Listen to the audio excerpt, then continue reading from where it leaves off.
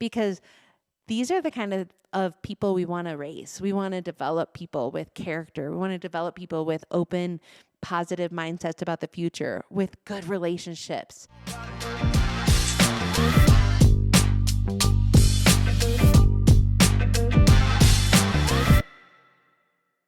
Hey guys, it's Mindi Linscombe, your host of the Something New show, where we love to learn how to live a life worth celebrating. And I like to come to you with all sorts of interviews and thoughts around all areas of your life to help you have a really healthy life and relationships with your friends, your spouse, your kids, and at work. So over the course of the last couple of years, all of the many episodes we've done, definitely check them out because we've covered a lot of things from finance to health, to family matters, relationships, marriage, all the things you can imagine. But today I'm coming to you with an episode that became an idea based on some social media posts that I've been doing lately. So I did some social media posts about things I've been telling my kids lately, and it blew up. A bunch of people commented, reshared, asked me to talk more about it. And when I got all these DMs, I said, why don't we do an episode on just the simple thoughts I've had as I'm parenting 4 kids, ages 7 to 14. I have a high schooler, a middle schooler, and an elementary kiddo. And so a lot of conversations happen every day in our house, in our car, in different places around town. So I thought, hey, these are probably good ideas to share with you. And like I said, shared it on Instagram, became a big deal. So here I am today with 15 things I've been telling my kids lately that in case you didn't see that post or you wanted me to dive a little deeper, here it is. And they're in no particular grouping, and they're just a variety of thoughts. So that's why I said just things I've been telling my kids lately. So the first one is forgive quickly. So I think it's much easier for my kids to hold on to things than to forgive. I think that's probably true of most of us. But what I like to remind them is you are also needing to be forgiven very often. So when you think about your life and things that you've done to hurt people or offend them or, do the wrong thing, you really do like to be forgiven as well. So extend that same grace to others and forgive quickly, move past it, because it really will help you have a better, healthier life. So relationships matter. And I think that as fast as you can forgive. Number 2, if it won't matter in 5 years, don't give it more than 5 minutes. This started from the conversation with forgive quickly, because sometimes we hold on to things that it's not going to matter in 5 years. But besides just forgiveness and things that don't matter in 5 years, there's so many other things that we get so emotionally worked up on. And even as a working mom, I sometimes get so overwhelmed by certain things. And then I have to ask myself, is this something that will matter in 5 years? Because if it won't, I don't want to give it more than 5 minutes of my energy. And I'm really trying to encourage them to do the same. So while there might be some drama with friend groups or this or that, I'm really encouraging my kids to think about, do you think that this is going to matter in 5 years? Probably not. So let's just give it 5 minutes of our attention, like honestly be sad about it, mad about it, whatever your emotions might be. But then let's move on, because it doesn't seem like this is a long-term problem. All right. Number 3, if you think of something good in someone, say it right away. Don't hold back. Even if you're not with them, send a message, because encouraging words are needed like air. So I've told them, we are very good at telling people when we're not happy with them, right? Like you could hear my car, everybody's like, stop doing that. I don't like that. Or don't do this. You bother me. And even more negative things have been said in my car that I won't repeat here for the safety of my children's privacy. But I will tell you, as they say these negative things, what we are trying to replace it with is maybe withholding the negativity, first of all. But then whenever you do have a positive thing to say to someone, give them that encouraging word. As soon as it comes to your mind, give them that encouraging word. And honestly, it will slowly start to shape your relationship with them too, because they're going to feel so appreciated and so valued. And so just think today, who is in your life and maybe interacting with, or it could even be someone in the checkout line at the grocery store. If you have something positive to tell someone, don't hold back. Actually share it. It's going to make their day and make them feel so much better. And I think that's the kind of life we all want to live. Number 4, good businesses don't sell products. They sell experiences. So when we go places, any type of experience, whether it's a restaurant or a store, I ask my kids to rate their experience. I asked them to tell me what gave them that rating. Why did they choose that rating? And it has started so many great conversations. So I want them to start thinking about entrepreneurship and what they could bring to the world based on an experience model, not just a product, because we can buy products anywhere. You can buy products online. You can buy them from any sort of company, but why do we go to nicer stores? For example, I'm going to give you the easiest one in our life right now. We all love going to Scheels. It is a huge sporting goods store that is almost like a mall, but it's one big store with a Ferris wheel in the middle, tons of departments based on any kind of sport or activity you like to do. We could spend hours there.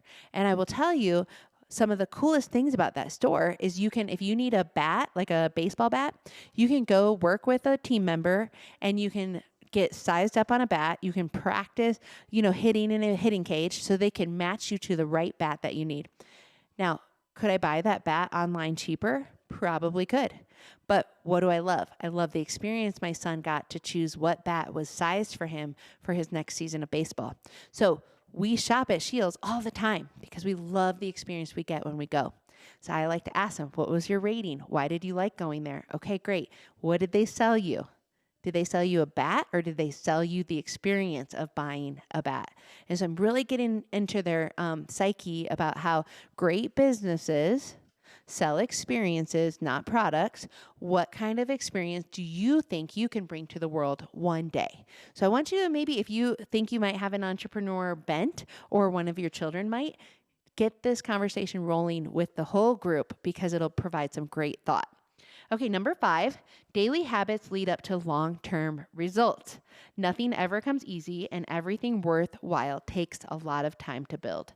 Make small choices, we call them micro choices, every day to become who you want to be, because those micro habits compound. So we like to show them actual, statistics, or maybe not even that's a good word. Maybe it's more like results of like small little choices and how it grew into something big. You can show them that based on a savings account over 20 years. You can show them that over, physical changes of somebody maybe starting to work out and what happened over years of working out. You can show them your business growth and how it started here, but these micro habits led to this.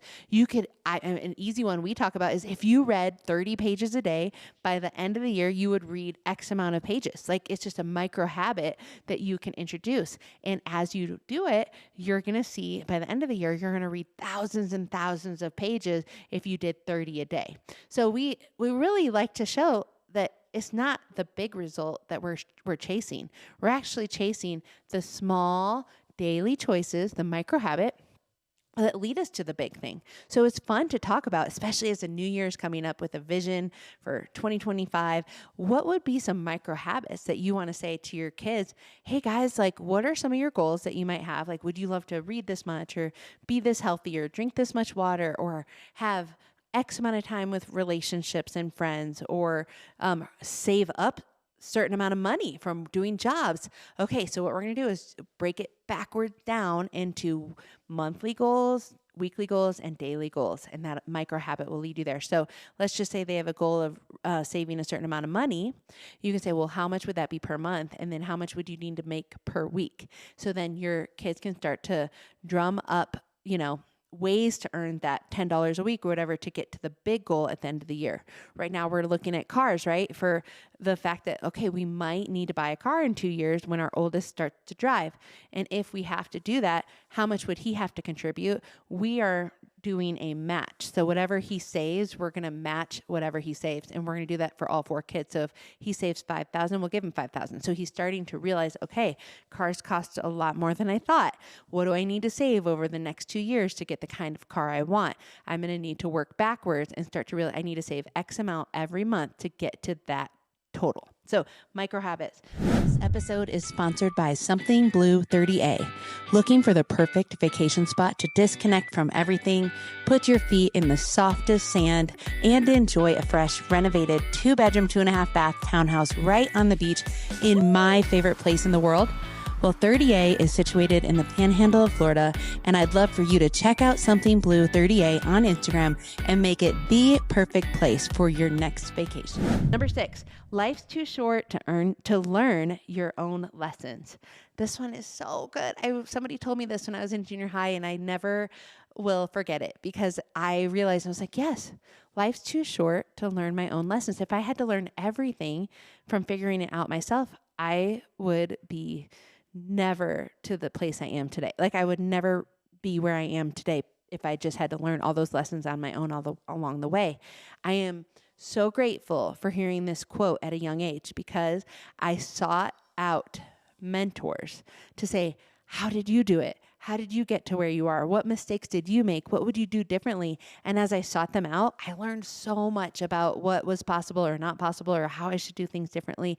And man, I avoided a lot of crashes. I avoided a lot of potential wrong turns by getting this advice.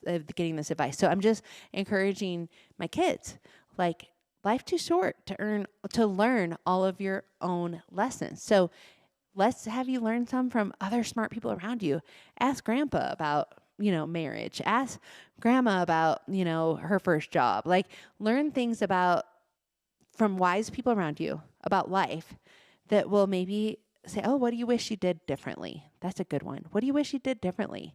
And so maybe you could get some advice on that. There's just so much I could go down the road here, but I think it's encouraging to tell your kids, like, learn from other people's mistakes so you don't have to repeat them.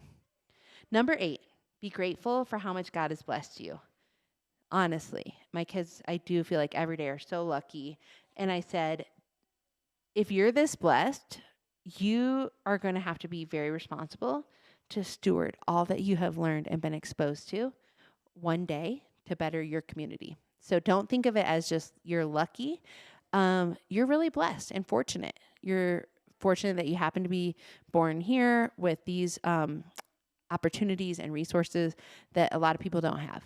And because of that, be very mindful that you're going to have to steward this to give back in a way that maybe other people aren't going to be expected to give back. But because you've been given more will be expected of you. And don't just hold on to it. Give it away. Multiply the types of blessings that you've been given at an early age. Number 9, show up for others. So every week, I really hope that they see us hearing about a need and responding to it quickly.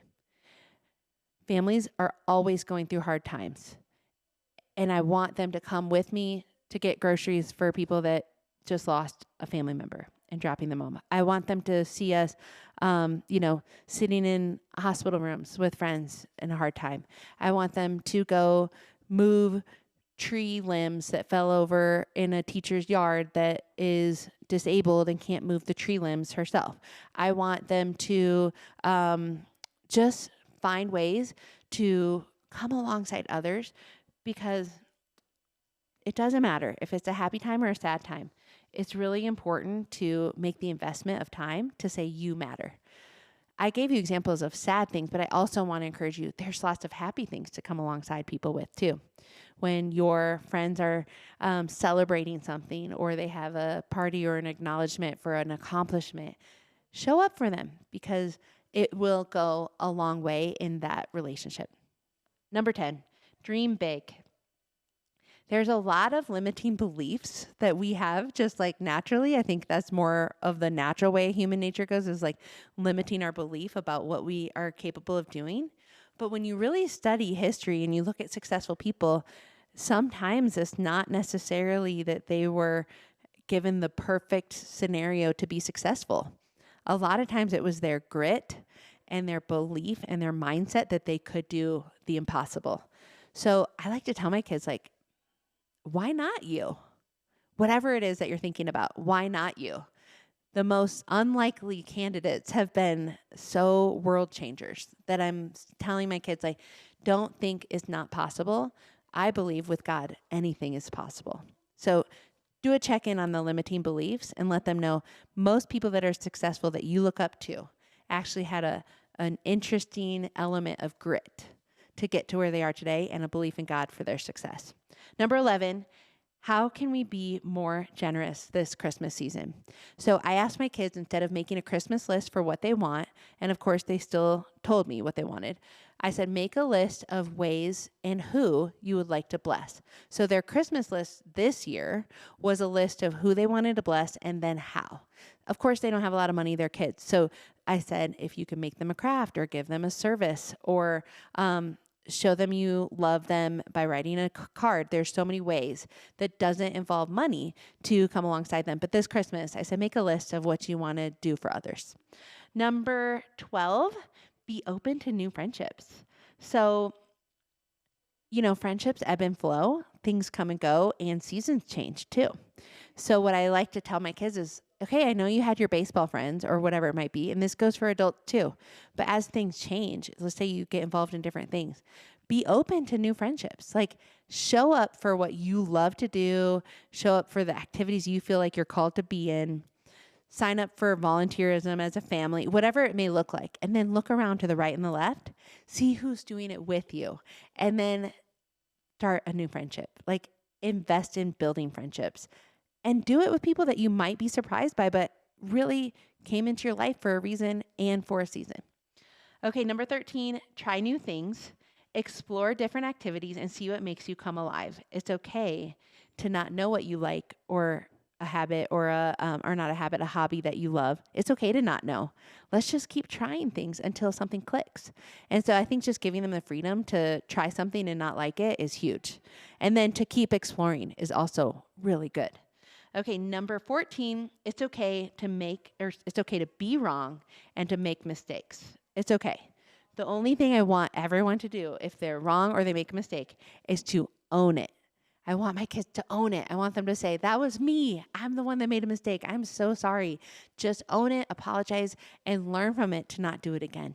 So it's okay to fail, make the mistake, and then do your best to not do it again and own it quickly and say, that was me.